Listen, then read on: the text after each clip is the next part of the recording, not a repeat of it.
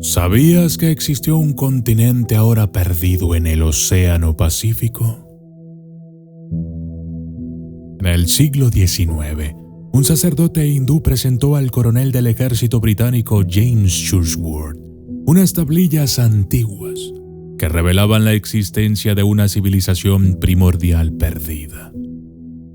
Lo que condujo a Churchward a una búsqueda a lo largo de su vida que abarcó varios continentes e islas y, finalmente, dedujo que se trataba de un continente que había existido en el Océano Pacífico y que fue destruido en un cataclismo de desplazamiento de los polos terrestres. Churchward descubrió restos y reliquias de esta civilización de 200.000 años de antigüedad y consideró que las grandes civilizaciones de la Atlántida y los imperios orientales de India, Egipto y Babilonia eran vestigios moribundos de este continente perdido. ¿Estás listo para conocer los secretos que esconde nuestro mundo? Yo soy el documentalista y esto es Mu, el continente perdido del Pacífico. Desde las sombras hasta la luz, desde el misterio y la intriga, tocando temas tabú. Y descubrí en medio de la terquedad que existen mundos paralelos. Y a través de mis errores conocí la humildad, haciendo un pacto con el cielo. Yo soy el documentalista. Las tablillas que Churchward encontró revelaban hechos sobre el origen de la civilización y las historias que contaban sobre una cultura mundial avanzada que desapareció tras unos cambios terrestres cataclísmicos en un pasado muy lejano. Tras 12 años de estudiar Mu, Churchward sintió que había llegado el momento de abandonar la India.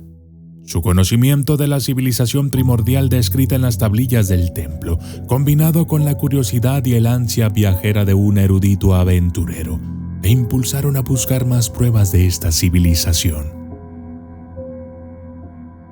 Hacia 1880, el coronel se retiró del ejército británico y partió de la India hacia los mares del sur. Allí, Churchward encontró pruebas de la existencia de Mu en forma de grabados rupestres, que descifró utilizando el lenguaje de Mu. Estos grabados, que creía que se leían correctamente por primera vez desde la caída de Mu, le impulsaron a continuar su búsqueda en el Tíbet y partes de Asia Central. Cabe imaginar que Churchward utilizó su estatus y sus contactos como coronel retirado para viajar de forma relativamente barata con convoys militares, durmiendo en barracones del ejército y cosas por el estilo. Sin duda, sus cartas de presentación le servirían de mucho.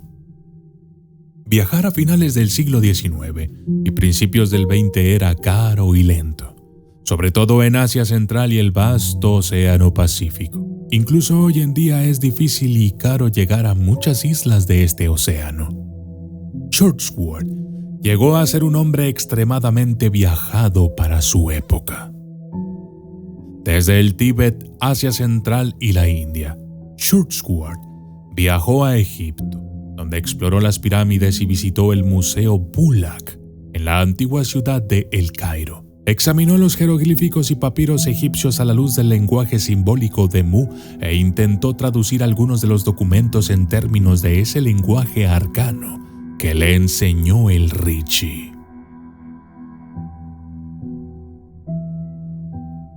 Hacia 1885, Churchward se dirigió a Siberia y al valle del río Lena. Ahora buscaba pruebas de antiguos cataclismos que, de hallarse, darían credibilidad a la idea de que una civilización antigua y avanzada como Mu pudiera desaparecer. Churchward Quería ver los montones de huesos y colmillos de mamut arrastrados por las mareas de las islas Lakoff, justo al otro lado de la desembocadura del Lena. Estos gigantescos montones de marfil y huesos le convencieron de que en el pasado se había producido un fenómeno de cambio de los polos, en el que la corteza terrestre se deslizó varios grados hacia el ecuador, provocando maremotos masivos que arrastraron partes de la Tierra y, en última instancia, causaron el hundimiento de continentes enteros, como Mu. Desde Siberia se dirigió a los montes Urales y lo que llamó el final de la línea de deriva.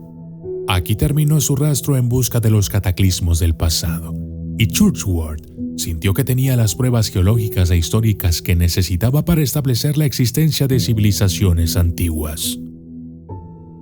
El Ritchie le había dicho a Churchward que en el desierto de Gobi había existido una antigua civilización contemporánea de Mu, y encontró pruebas en la región que le hicieron creer que era cierto.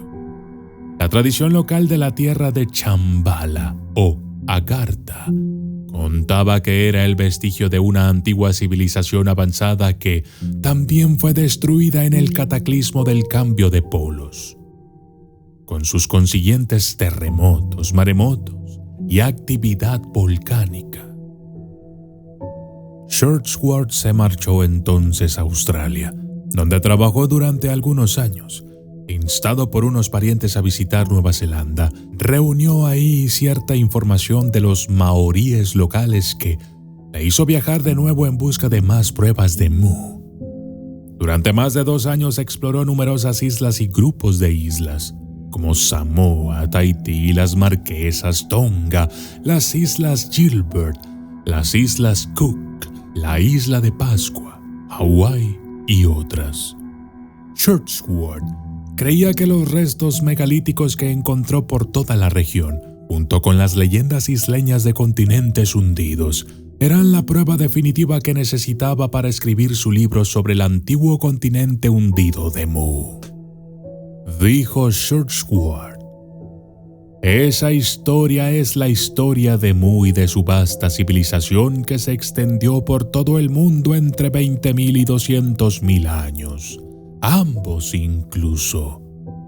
Es la historia no solo de cómo creció esa civilización, sino de cómo fue destruida y cayó en el salvajismo a partir del cual se ha desarrollado nuestra propia cultura moderna. Las tablas de México de Niven. Así pues, James Churchward, con su extensa documentación que incluía fotografías, pinturas personales y pruebas, llegó a América, donde se estableció en Nueva York hacia 1888. Pronto conoció a Percy Tate Griffith, que se convertiría en su mejor amigo en sus últimos años. Los descubrimientos de Niven de antiguas ciudades enterradas en el Valle de México entusiasmaron a Churchward y se unió a Niven en la Ciudad de México y viajó a Yucatán y otras zonas de América Central para comparar los registros descubiertos allí con los que él había encontrado en todo el mundo. De vuelta en Nueva York, Percy Tate Griffith, con Churchward, Augustus y los Leplosion, se sentaban en el estudio de Churchward o Griffith durante horas para hablar de la Atlántida, México, Tiwanaku y la creencia de Churchward en su continente hundido de Mu. A principios de la década de 1920, Churchward, ya anciano, empezó a hablar a sus amigos de la edad de oro que había existido hacía miles de años en el continente hundido de Mu.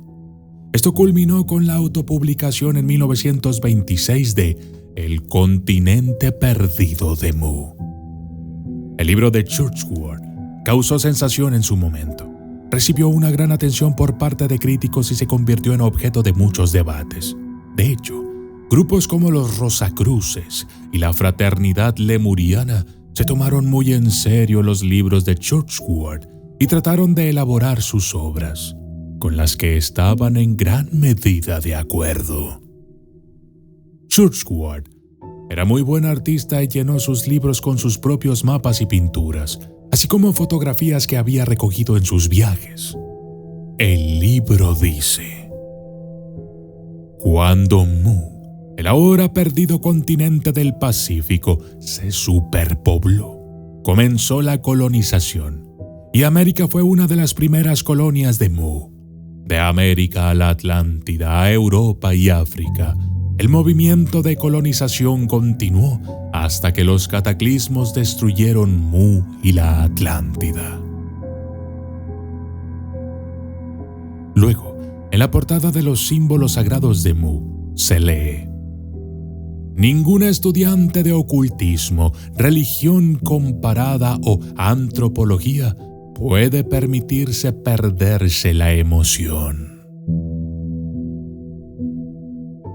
Churchward fue una popular figura mediática durante unos breves años, y en 1934 y 1935 se publicaron sus últimos libros. En la portada de Las Fuerzas Cósmicas de Mu, volumen 1, dice: las fuerzas cósmicas de Mu se comprendieron perfectamente hace tan solo 15.000 años.